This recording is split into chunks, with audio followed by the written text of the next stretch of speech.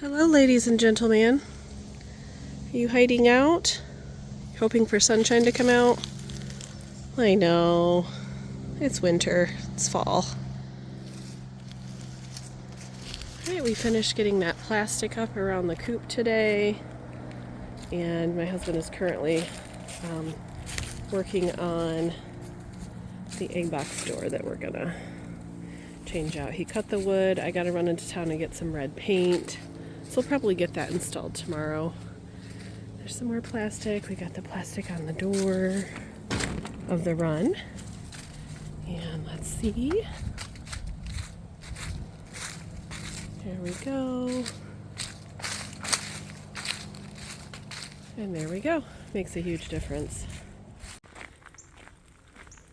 So this is just one day later that I said we were going to fix this egg box door and deal with it, which we did. We did a quick thing to deal with it. But yeah, quite a bit of snow came in overnight. Oh, we've already got the blanket shelf thing going on. I always think that's so pretty and fascinating. Hi, Rooster. Are you checking up on me? So my husband had the very smart idea of let's just put a clean, dry board over it, and honey, why don't you go ahead and paint it? So that's what I did, and actually I finished a few spots around the coop that hadn't been painted before. This is just going to be our quick solution until spring. We'll do something else later, but honestly I told him, hey, let's just put some border around it, jazz it up a little bit, and maybe leave it that way. Honestly, we kind of we walk inside the coop to collect eggs anyway because we have some egg boxes on the floor of the coop, so we have to go inside anyway. So we may do something different with that in the spring, but hey, one day later, and not a moment too soon, by the way, with the weather. Hey, buddy. Yeah, no one wants to be out, huh? Is everyone staying warm in the coop? I don't blame you. Oh, there's a couple ladies. Hi.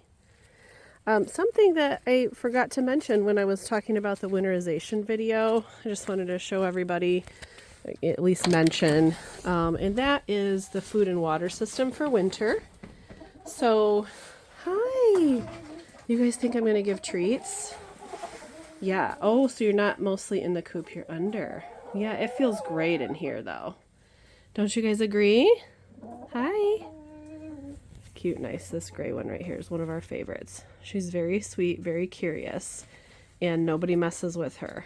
So she's not mean to other chickens, but somehow everyone's nice to her anyway. We have the very basic food and water systems. This is kind of usually what a lot of people start with, and you can continue with it. It's 2 years in for backyard chicken keeping for us. Really basic feeders. You can get those at any farm supply store. That's where we got these. We got a couple of waters that are very similar to each other. So our method last year, and I think we're going to continue with it for at least part of the winter for dealing with the water. Well, let me just mention food first. As long as you have it in some kind of container that's meant for chicken feeding and, meant to, you've got a lid and then you've got just kind of the trough at the bottom. They will poop in it. They will kick stuff around and accidentally get dirt and leaves in it. So as long as it's not like a completely open dish and it's meant for this purpose, it's fine. Your food is not going to freeze if you're doing any kind of standard, feed from the store. That's going to be fine. So not really much that you need to do different at all for food in the winter. Oh, hello, Darla. Hi, come on in, girl. Be nice to the chickens. And they're all like, I'm not sure about her. Okay, so where water is concerned, we had fewer chickens last year as well, so this was fine. But basically, we would just keep one of these waterers out here for the day, fill it up completely, and then the other one would be in the house, fill it up at night. So then in the morning when we're leaving the house, we're just switching them out. So we would have one water ready to go because when it gets really cold, it's going to freeze overnight, right? And it sometimes when it got below 20, if we were in the teens and stuff, if you put something out in the morning, it's going to be frozen partially frozen, I should say, you know, by the afternoon, midday, etc. So sometimes we were coming out a couple of times a day just to put a fresh water out, but just so they're not both frozen at once, we would keep one in the house, bring one out. We have more chickens now, and therefore they go through the water a lot quicker. So we may get a third one of these, or something that we just saw a few days ago that we're really excited about. But, you know, again, we're going to take our time to think about it. The reviews look good on it, and it does make sense, actually. But it was a water, like a cooler. So on the, oh, okay, that wasn't nice. Be nice, ladies. But anyway, it's shaped like a cooler on the inside of it, so that very thick lined wall, and then you just fill it up with water, and it'll keep it either hot or cool, right? Like in the summer when it's too hot, it'll keep it cool. And here it'll keep it, you know, room temperature or whatever for the winter and not freeze.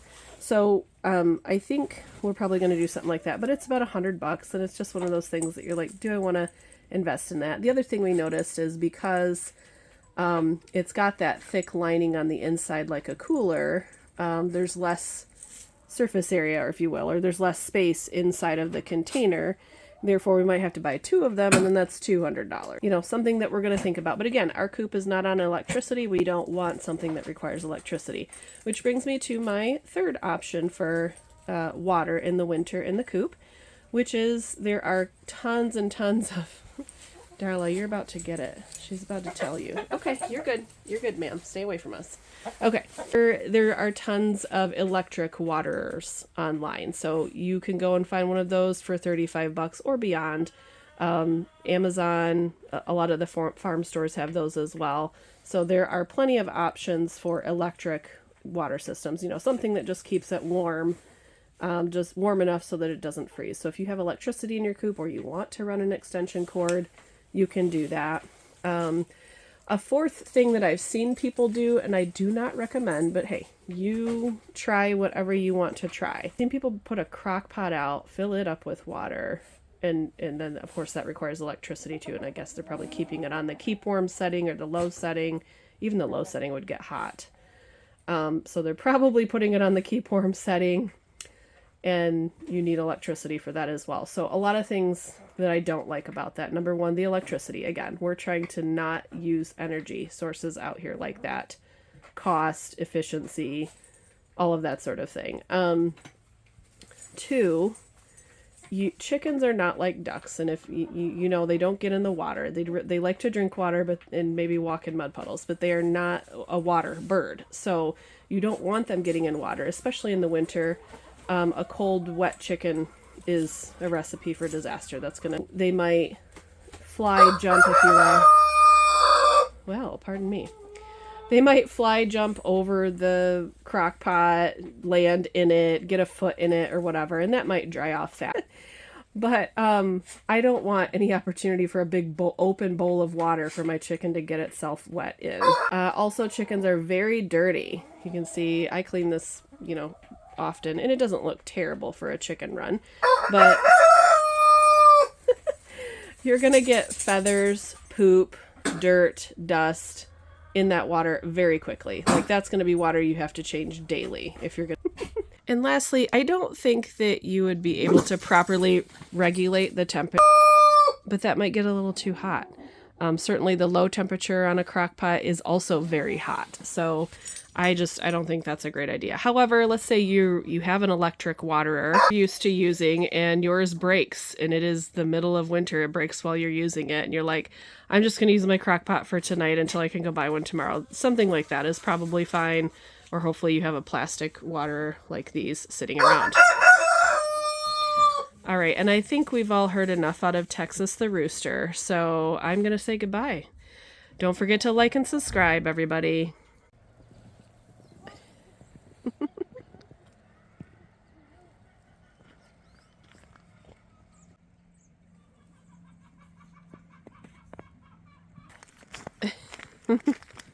Hold on, buddy.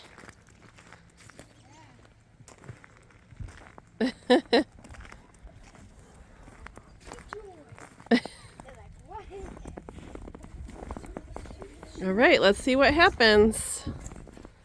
We let them out. They're all coming down the ramp now that they hear us.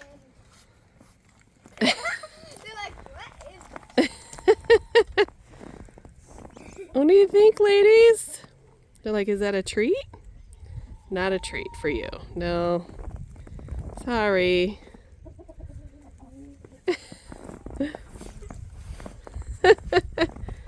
Texas, what do you think? You gonna lead your ladies outside?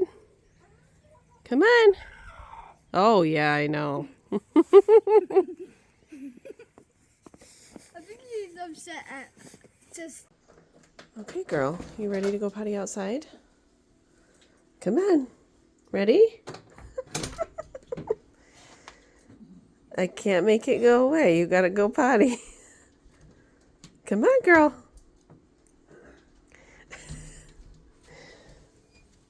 Oh my goodness. This fell overnight. It was not like this at all yesterday. Good girl. Get it done. Darla, go potty.